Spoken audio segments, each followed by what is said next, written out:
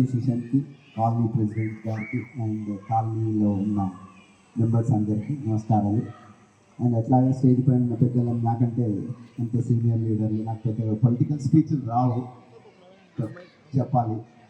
So వీళ్ళందరూ కూడా నమస్కారం. నేను రెండు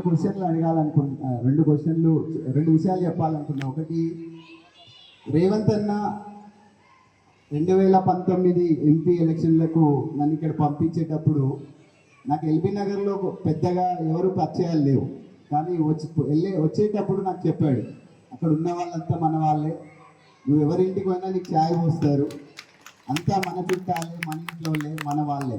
సో నువ్వేం టెన్షన్ పడకు, నువ్వు అక్కడ వెళ్ళి పని చేయండి.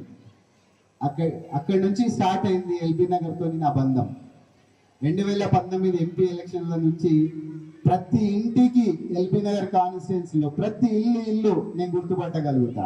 ప్రతి ఒక్కరి దగ్గరికి తిరిగా, ప్రతి ఒక్కరిని మాట్లాడారు. అలాగే 2021లో దర్పల్లన్న ఎలక్షన్లు వచ్చినప్పుడు దర్పల్లన్న కూడా భయపడ్డాడు. ఎందుకంటే అన్న బీఆర్ఎస్ బీజేపీ ఒకటైంది, నేను ఇప్పుడు ఏం చేయాలా, నామినేషన్ వేయాలా వద్దా అని. కానీ ఆ రోజు రేవంత్ అన్న మళ్ళీ చెప్పిండు, ఏం పర్లేదు, ఏమని చెప్పు, ఆడ కూడా అంతా ఎల్బీ నగరే కదా, మన చుట్టాలే ఉంటారు, మన ఇంట్లోనే ఉంటారు, మన వాళ్ళే ఉంటారు, అందరూ ప్రతి ఒక్కరు మన వాళ్ళే ఎల్బీ నగర్లో, కాబట్టి మనకి ఎప్పుడూ ఓటమి ఉండదు అని చెప్పేసి. సో ఆ రోజు దరిపల్లన్నకి వచ్చేసి అన్న వేయాల్సిందే అంటే నమ్మకంతో నామినేషన్ వేస్తే 2వ రోజు 3వ రోజు అనుకుంటా నేను ఇక్కడికి వచ్చినాను. పైన కమ్యూనిటీ హాల్లో పైన కూర్చోబెట్టి అందరు కూర్చోబెట్టి మాట్లాడారు. ఓ 15-20 మంది ఉండి ఆ రోజు నాకు ప్రామిస్ చేసి, ఇక్కడ నుంచి దరిపల్లి గెలుస్తుండు, మేమంతా దరిపల్లితో ఉన్నామని. అప్పుడు మళ్ళీ తర్వాత నాకు ఎప్పుడు సమయము రాలేదు మీకు అందరికీ కృతజ్ఞతలు తెలుపుకోవడానికి. ఇప్పుడు కృతజ్ఞతలు తెలుపుకుంటున్నా, దరిపల్లి నాకు గెలిపించిన, థ్యాంక్ యూ. అండ్ ఇప్పుడు సునీతక్కని మల్కాజ్గిరి ఎంపీ క్యాండిడేట్గా ఇక్కడికి తీసుకురావడానికి 2 రీజన్స్ ఉన్నాయి. ఒకటి, తెలంగాణ రాష్ట్రంలో మహిళలకు ఎక్కడ చోటు ఇవ్వాలో తెలియని పరిస్థితులలో రేవంత్ అన్న నా కుటుంబం ఉన్న దగ్గర మా సోదరిని నిలబెట్టుకొని గెలిపించుకుంటానే ధైర్యంతో మల్కాజ్గిరికి తీసుకొచ్చాడు. ఎందుకంటే మల్కాజ్గిరి ఎంపీ కాన్స్టిట్యున్సీ లాస్ట్ 5 సంవత్సరాలలో తను చేసిన డెవలప్మెంట్ కానీ, తన మల్కాజ్గిరి కుటుంబ సభ్యుల అనుబంధంతో సునీతక్కను నమ్మకంతో ఇక్కడికి పంపించాడు. వచ్చేటి రోజు సునీతక్క నాకు ఫోన్ చేసి అడిగింది, అన్న నువ్వు ఎప్పుడు వస్తున్నావు అని.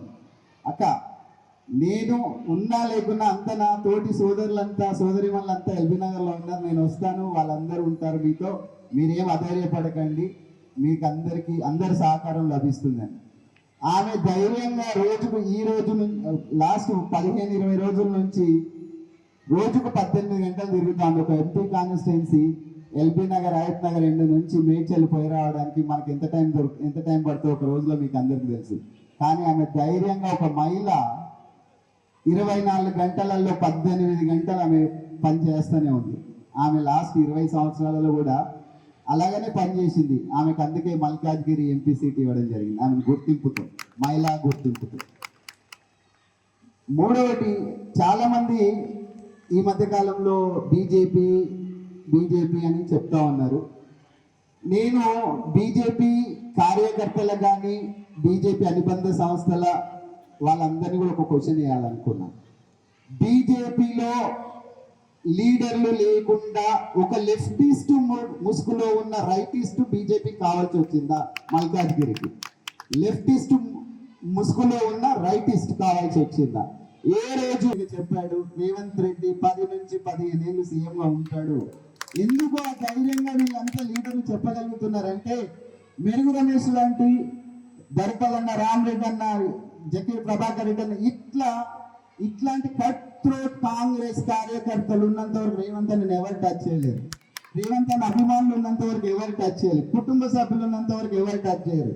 నన్ను కూడా ఇంతకుముందు అన్నలు ఎంపీ అనే ఓ పదానికి చాలా చిన్నవాడిని నేను. నాకు ఎంపీ అనే రాజకీయం అనేది చాలా తక్కువ తెలుసు. నేను రాజకీయాలకు రాను, ఎప్పుడు రాజకీయాలతో నాకు సంబంధం లేదు. కానీ రేవంత్ అన్న ఏదన్నా ఇష్యూ చెప్తే మాత్రం దాన్ని ఖచ్చితంగా కట్ ఇంట్రోవర్ట్గా ట్రబుల్ షూట్ చేసి మాత్రం వస్తా, అది గ్యారంటీగా చెప్పగలుగుతా. ఎందుకు ఎందుకు అంత ధైర్యంగా చెప్పగలుగుతా అంటే, ఏ ఇష్యూ చెప్పినా కూడా నా వాళ్ళ దగ్గరకు పోయి చేయమని చెప్తారు తప్ప, మన వాళ్ళందరూ పోయి చేయమని చెప్తారు తప్ప, నువ్వు అక్కడ ఎక్కడో తెలియని ప్రదేశానికి వెళ్ళి చేయమని చెప్పాడు. ఎందుకంటే మన వాళ్ళ మీద, నా వాళ్ళ మీద ఉన్న నమ్మకంతో నన్ను అక్కడికి పంపిస్తాడు కాబట్టి వాళ్ళ సపోర్ట్తో నేను ఏదైనా చేయగలుగుతాను ధైర్యంతో వస్తా. ఆ ధైర్యమే నాకుంది, అది ఇచ్చింది రేవంత్ అని. ఎందుకంటే ఆయన ధైర్యంతో చుట్టాలను కానీ ఫ్రెండ్స్ని కానీ ఇప్పటి వరకు ఎప్పుడు ఎవరిని మర్చిపోలేదు. అలానే ఇప్పటి కూడా మేము అలానే ఉంటాము, ఎప్పుడు కూడా నార్మల్ పర్సన్స్గానే ఉంటాము. సీఎం హోదా మాకేమి అవసరం లేదు అనే లైన్లోనే ఉంటున్నాం. సీఎం బ్రదర్ హోదా కూడా నాకు అవసరం లేదు. జనరల్గా మీ కుటుంబ సభ్యుడిగా నేను మీ ఎల్బీ నగర్లో ప్రతి ఫంక్షన్కి కానీ, ప్రతి అకేషన్ కానీ, ప్రతి ఇష్యూలో నేను ఉంటాను. ఎవరైనా నాకు కాల్ చేయొచ్చు, ఎవరితోనైనా చెప్పనుకోవచ్చు, నేను ఇమ్మీడియట్గా రియాక్ట్ అవుతా. చాలా మందికి అంటే ఈ మధ్య కాలంలో చాలా మందికి ఎక్కువ యాక్సెస్ ఉంటున్నా. రీసెంట్ ఎమ్మెల్యే ఎలక్షన్లో కామారెడ్డి కూడా వెళ్ళాను. కామారెడ్డిలో నేను ఎలక్షన్ చేసినప్పుడు కూడా కామారెడ్డి జనాలు ఈ రోజు బాధపడుతారు, అరే రేవంత్ అన్న గెలిపించాల్సి. జై శ్రీరామ్ అని ఎప్పటి నుంచి అనడం స్టార్ట్ చేశారో బీజేపీ కార్యకర్తలు కూడా ఆలోచించాల్సిన అవసరం ఉంది. బీజేపీ కార్యకర్తలు రియల్ బీజేపీ వాళ్ళు ఎవరు, వాళ్ళు ఓటు వేయాల్సిన అవసరం ఎవరికి ఉంది, ఎందుకు వేయాలని. మూడవది, ఈటల రాజేందర్ అన్న చాలా ఇదిగా, నేను తెలంగాణ ఉద్యమకారుడిని, ఉద్యమంలో నేను చాలా కష్టపడ్డా. నువ్వు కష్టపడ్డావన్నా, కానీ నువ్వు తెలంగాణ ఉద్యమకారులతో ఎలాగైతే కష్టపడినా అని చెప్తున్నావో అలానే తెలంగాణ రాష్ట్ర సమితిలో అలానే నువ్వు ఎంజాయ్ చేసినావు. మినిస్టర్ అండ్ ఆల్ కష్టపడ్డాడు, సంపాదించిండు, ఎంజాయ్ చేసిండు. సో ఈటల రాజేందర్ తెలంగాణ రాష్ట్రంలో ఇవ్వాల్సింది ఏం లేదు, మిగిలింది ఏం లేదు. ఆయనకు బీజేపీ తెలంగాణ ఉద్యమంలో ఆయన కష్టపడ్డాడు. కేసీఆర్ అన్యాయం చేసిందంటే హుజూరాబాద్లో ఇండిపెండెంట్ బై ఎలక్షన్లలో ఆయన బీజేపీ పార్టీకి అతీతంగా అందరూ పనిచేసి గెలిపించినారు. కానీ మళ్ళీ ఆయన రెండోసారి ఎలక్షన్స్ వచ్చినప్పుడు ఈటల రాజేందర్ గారు సింపుల్గా హుజూరాబాద్ వదిలేసి మళ్ళీ ఇక్కడ గజ్వేల్కి వచ్చాడు. గజ్వేల్లో 10 రోజులు కూడా ఎలక్షన్ చేయాలి, కేసీఆర్ గారు ఓడిపోతారు అనే భయంతో మళ్ళీ హుజూరాబాద్ వెళ్ళిపోయాడు. వారం రోజుల ముందు ఎలక్షన్ వదిలేసిపోయాడు. ఇప్పుడు మేడ్చల్ ఎంపీ మల్కాజ్గిరి ఎంపీ కాన్స్టిట్యున్సీలో 15 ఏళ్ళు రామచంద్రరావు అనే ఆయన కొట్లాడి ఓడిపోతూ ఈసారన్నా గెలుస్తానేమో అనే హోప్తో ఆయన సీటు తెచ్చుకుందాం అనే టైంలో ఆయన నెత్తిని తప్పున కొట్టిండు. కొడితే రామచంద్రన్ ఎటువంటో తెలియదు. ఇప్పుడు ఆయన లెఫ్టిస్ట్ ముసుగులో ఉండి రైటిస్ట్గా బీజేపీని నెత్తినేసుకొని వచ్చి ఆర్టిఫిషియల్ చేసుకున్నాడు. రియల్ బీజేపీ లీడర్ కాదు ఈటల రాజేందర్ అన్న.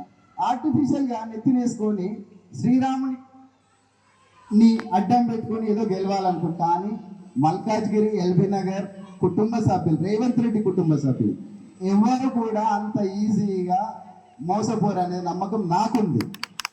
ఎందుకంటే నల్గొండ, మహబూబ్ నగర్, రంగారెడ్డి నుంచి ఎల్బీ నగర్లో ఎంతోమంది ఉంటున్నారు, ఏం చేస్తారు, ఎలా చేయాలి, వాళ్ళ కోసం ఎంపీగా నన్ను గెలిపించి ఒక పిసిసి ప్రెసిడెంట్గా నన్ను ఎన్నుకోబడ్డప్పుడు నేను వాళ్ళ రుణం సీఎం అయ్యి వాళ్ళ రుణం తీర్చుకొని వచ్చారు. తీసుకోవాల్సిన టైంలో వాళ్ళని వదులుకుంటారని రేవంత్ అని అనుకోవట్లేదు. ఎందుకంటే ఈడ ఎమ్మెల్యేగా మధురాజ్ కన్నా గెలుస్తాడేమో అని చాలా ఆతృతతో ఉన్నాం, కానీ అన్ఫార్చునేట్లీ గెలవలేదు. కానీ ఎల్బీ నగర్ సమస్యలను రేవంత్ అన్న దగ్గర తీసుకెళ్ళి ప్రస్తావించడానికి ఒక రిప్రజెంటేషన్ కావాలి. అది ఎంపీ